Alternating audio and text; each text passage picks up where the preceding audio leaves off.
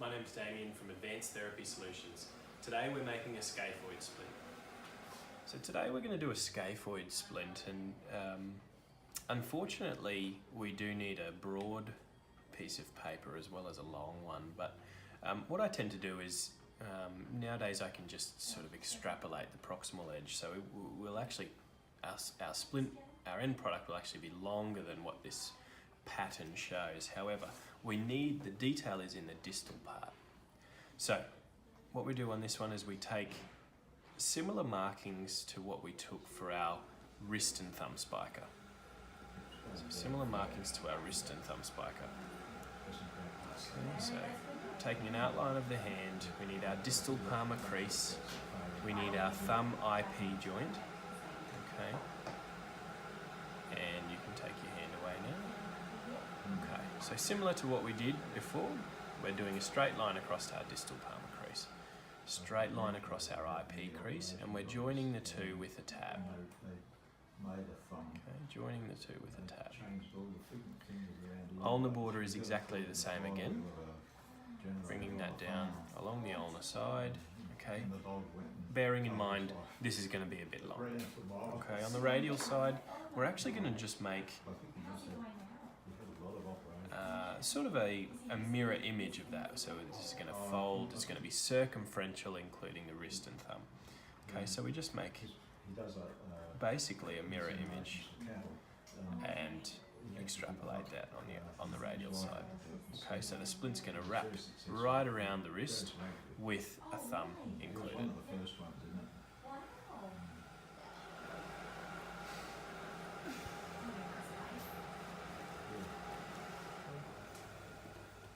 Same on the radial side. Okay, so we end up with that.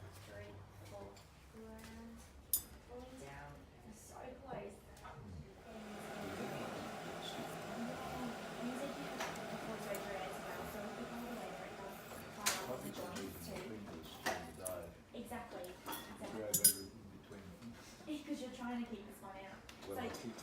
It's a good idea with a circumferential splint to pad over the ulnar styloid. Often it's very prominent. It can be painful in a circumferential brace.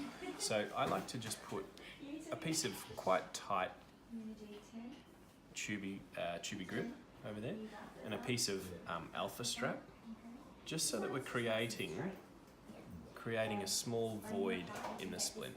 Okay, that way when the person rotates their forearm, they're not getting that pistoning effect of the ulnar pushing into the thermoplastic.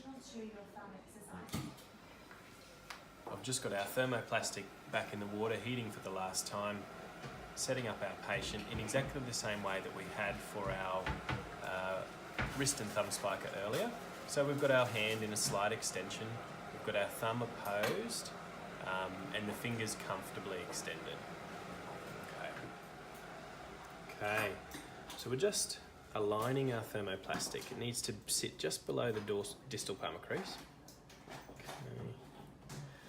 We're securing it by pulling our tab around. Okay, then we're going to use the stretching material. The patient's thumb will have to be quite strong as you pull around, because you really want to use the stretch in the material. Okay, you can relax now. Okay, and we're just going to bond the two edges together on the ulnar border. We can have that plastic overlapping. You can pinch it, you can overlap, it doesn't really matter. Now we're moulding, okay? So we're doing like a biker's handshake, we can relax now. Okay, and we're just making sure that we get that nice moulding around the base of the thumb. Remember, the scaphoid's at the base of the thumb. That's where we want our support. Okay.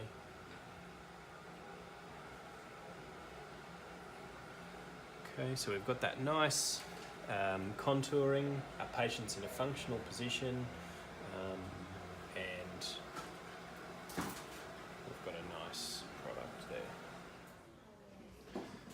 That thermoplastic's nearly set. I'm just going to mark my edges. I'm going to end up with a bit of a sharp edge there, which isn't a problem. We're just going to put a cut line to about there. Okay. Needs to be, like always, 2/3 the length of the forearm. Okay. Now, what we're going to get on this ulnar border is a little join or a little valve, which is where we're going to have our Velcro straps. So our dorsal component is going to come to there. Okay. Our volar component, once we split it apart, okay, we want that to come pretty close, not to actually touch it, but to come pretty close, keeping at least half of the circumference on that ulnar border. Okay, good. Now, keeping in mind the thumb as well, we need to be able to get our splint on and off over the thumb. I'm going to try and slide that off. Often it comes off. If it doesn't, which it's not in this case, we can just undo our little tab. Okay.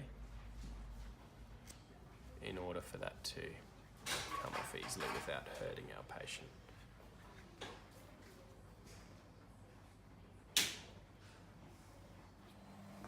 Our little tab that's come off, we're just going to dry heat to bond that back. So dry heat both edges. Okay. And just pressing that back down. That'll form a semi-permanent bond. Bring that down at the IP joint. We're going to roll as well, so I think we'll have plenty of room. We don't want it to be too short though, just bear that in mind. Cutting along our yellow lines. You can see that that void that we've created with our alpha strap, quite important for comfort.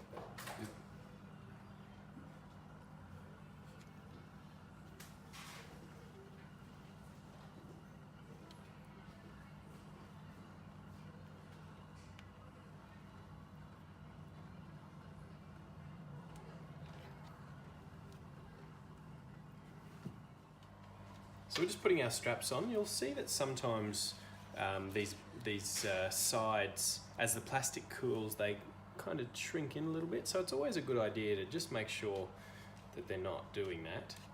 Just a little bend out with your fingers. You certainly won't damage the plastic in any way by doing that. Okay.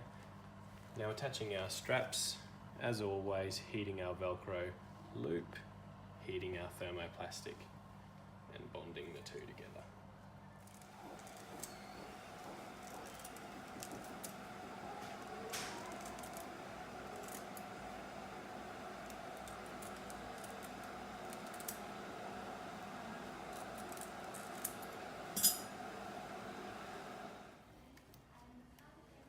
Okay, we're just fitting our splint on our patient for the last time, making sure as we do up our straps that we've got the correct orientation. Again, our little void there for the ulnar styloid for comfort. Okay, our final check, patient can make a fist. Okay, the thumb will get in the road of the index finger if we make it functional enough. Functional enough to be able to oppose, I mean.